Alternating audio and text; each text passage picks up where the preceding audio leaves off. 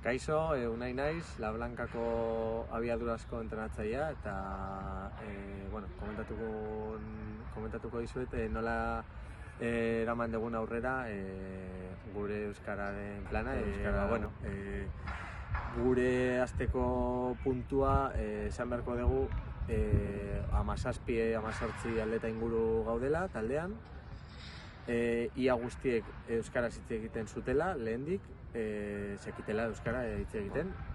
Eta, hasieran egia esan behar da baita ez genula ezer euskaraz egiten, nik euskaraz, nik ailegatu nintzen. Eta, proposatu nien taldean euskaraz hori mintzatzea, edo behintzat saiatzea. Eta horrera eraman genuen laguntzarekin, batzuk euskaraz egin dute gehiago, beste batzuk gutxiago, baina pixkanaka hor egon gara eta hortxe gaude baita. Eta lagundu dit pixkanaka joteko gehiago euskaraz gehiago hitz egiten eta saiatzeko behintzat bestei partaide izaten euskaraz hitz egiteko. Eta nik uste emaitza onak lortu degula hartzea hori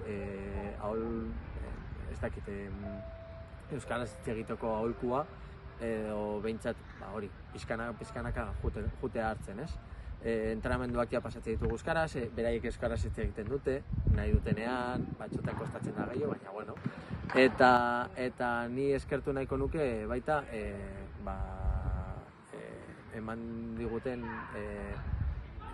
oportunitate hau euskaraz egiteko, zeren egia